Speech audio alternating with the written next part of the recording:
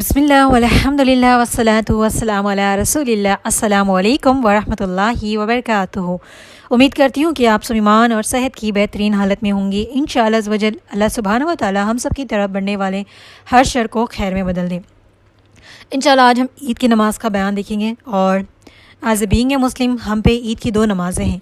ईद उल फ़ितर जो रमज़ान के रोज़ों के बाद होती है, और ईद उल दोहा जो ईद उल ज़ुहा भी कहते हैं, जिसको बकर ईद भी कहते हैं, वो हम करते हैं क़ुरबानी जब देते हैं ना, उस टाइम की नमाज, उस टाइम की ईद को कहते हैं। सिर्फ हमारे लिए दो ही ईदें हैं। बहुत से लोग बहुत सारी ईदें करते हैं, लेकिन वो कहीं से साबित नहीं है। छोटी ईद, बड़ी ईद, शब क़दर, शब मेराज, सारी कोई नाम की ईदें मनाते हैं लोग। सिर्फ दो ही ईदें हैं हम मुसलमानों की, दो बड़ी ईदें हैं, ईद उल फ़ितर और ईद उल ज़ुहा। ठीक है। ईद की नमाज की फ़जीलत, हज़रत उम्मे अतिया फरमाती हैं, हमें हुक्म दिया जाता था कि हम ईद के दिन औरतों को भी ईदगाह ले जाएं। सही बुखारी 971, सही मुस्लिम 890। इससे ये मालूम होता है कि सिर्फ ईदगाह जाना मर्दों के लिए नहीं बल्कि औरतों के लिए भी है, और औरत मस्जिद में भी नमाज़ पढ़ सकती है। लेकिन सैडली हमारे पास ये नहीं है कि ना अलग से मस्जिदें हैं औरतों के लिए, ना ही अगर मस्जिदें हैं इतनी बड़ी बड़ी तो भी उसमें औरतों का अलग से एहतमाम नहीं है। बल्कि औरत अगर मस्जिद में नमाज़ पढ़ने का एहतमाम है तो वो डेली बेस पे भी जाके नमाज़ पढ़ सकती हैं, और ईदगाह में भी औरतों को जाने की इजाज़त है। लेकिन एज ए इंडियन हमारे यहाँ इंडिया में ये चीज़ नहीं है कि हम जाएं और ईदगाह पे नमाज़ पढ़ें, लेकिन औरतों को भी ईदगाह जाने का हुक्म है, उन लोगों का भी अलग से एहतमाम हो। लेकिन कुछ मस्जिदें ऐसी होती हैं जहाँ पर औरतों का एहतमाम होता है, तो आप बिल्कुल ईदगाह में आपको इजाज़त है जाने की।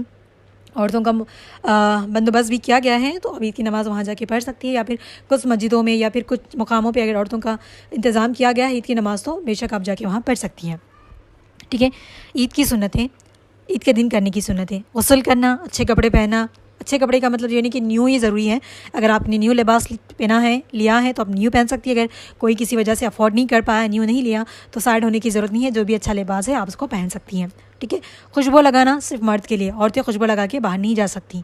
ठीक है। अगर आप लगा रही हैं, घर में कोई नामहरम है, ठीक है, तो आप लगा सकती हैं। अगर आपके घर में कोई नामहरम लोग हैं तो आप ना लगाएं।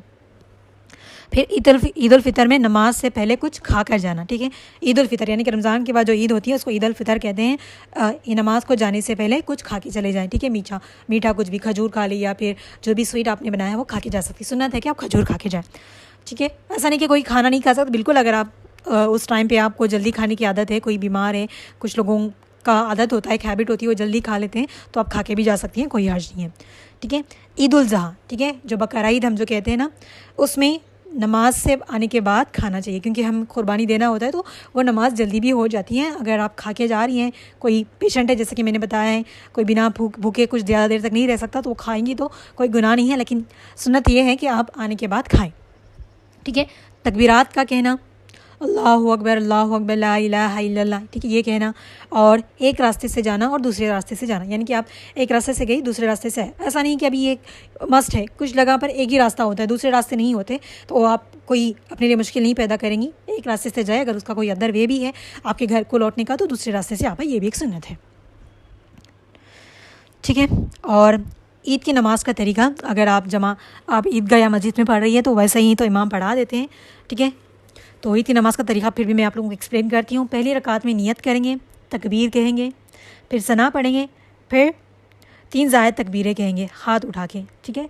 फिर सूरह फातिहा, फिर और एक सूरत, फिर रुकू और सजदा। सेम एज इट इज़ नमाज की तरह ही होता है, लेकिन इसमें ईद की नमाज़ में तकबीरात ज़्यादा होती है।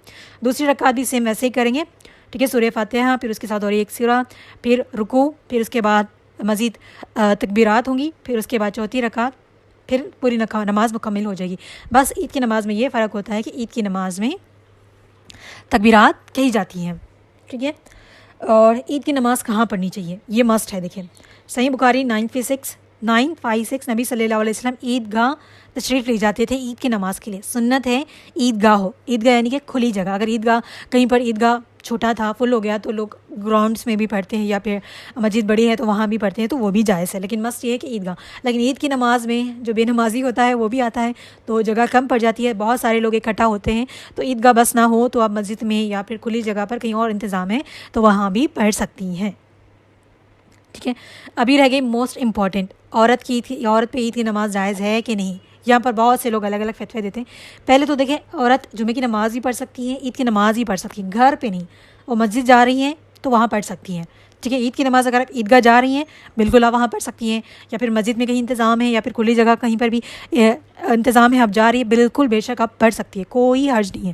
क्योंकि औरत इमामत नहीं कराती, औरत जमात के साथ नहीं पढ़ती, इमामत कराने वाला मर्द ही होता है, तो इस वजह से वो घर पर नहीं पढ़ सकती, ठीक है। ये चीज़ अंडरस्टैंड करने की ज़रूरत है हमें।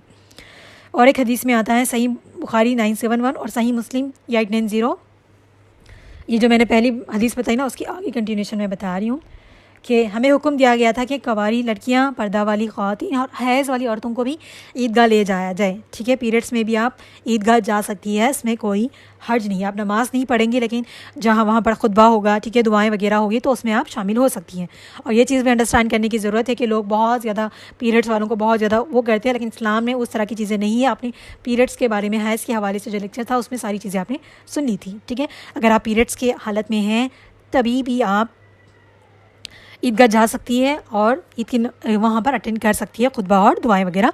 जब नमाज़ होगी तो आप अपनी जगह बैठे रहें, कोई हर्ज नहीं है, ठीक है। तो इससे ये साबित होता है कि आपने ईदगाह जाना मस्ट है। और औरत का घर पे नमाज़ पढ़ने की कोई हदीस नहीं मिलती ईद की नमाज़, क्योंकि वो जमात के साथ पढ़ी जाती है, खुली जगह पे पढ़ी जाती है, सबके साथ पढ़ी जाती है, इसलिए घर पे वो नहीं पढ़ सकती, ठीक है। और एक आपको हदीस बता दूँ, हज़रत अनस अपने मालिक की हदीसें हैं, जब वो ईदगाह ना जा पाते तो अपने घर वालों के साथ ईद की नमाज़ पढ़ते।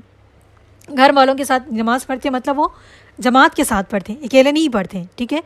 तो इससे ये मालूम हुआ कि घर में जमात के साथ ईद की नमाज़ जायज़ है। मतलब जैसे कि लॉकडाउन था, ईदगाह बहुत से लोग नहीं गए तो अपने घर वालों के साथ जमातें बनाई पड़ी, ठीक है। अगर आप कहीं स्टक हैं, कहीं ईदगाह पे जाने का आपका चांस नहीं है, घर पे मेल है जो आपकी इमामत करवा सकते हैं, तो सारे घर वाले एक साथ जमात के साथ पढ़ सकते हैं। और ये चीज़ याद रख लें, ये सहाबिया का अमल है, आप सल्लल्लाहु अलैहि वसल्लम का नहीं है। अगर आपके घर में मेल है, जमात करवा सकते हैं, आपकी नमाज़ पढ़वा सकते हैं, तो पढ़ने में कोई हर्ज नहीं है, कोई गुनाह नहीं है। लेकिन अकेली औरत नहीं पढ़ सकती। अगर आप क्या करें, अब हम औरतों को बहुत ज़्यादा रिग्रेट होता है कि हम ईदगाह भी नहीं जा रहे, ठीक है, हमारे पास तो वो है ही नहीं। अल्लाह हमारे लिए आसानी करके हमारे लिए भी वो चीज़ें बन जाए। तो आपने क्या करना है, 2 रकात नफिल नमाज़ पढ़ ले, शुक्रानी की नमाज़ पढ़ ले। खुशी का दिन होता है, आपने रेडी हुए, आपने अच्छे कपड़े पहने, नए कपड़े पहने, तो 2 रकात शुक्राना की नफिल नमाज़ पढ़े और अल्लाह का शुक्र वो अदा करें, ठीक है, जो भी है उसमें शुक्र अदा करें, ठीक है। इस तरीके से आप कर सकती हैं। घर में नफिल नमाज़ नॉर्मल जैसे हम पढ़ते हैं वैसे ही पढ़ी जाती हैं, ठीक है। बस ईद की नमाज में तकबीरात ज़्यादा होती हैं।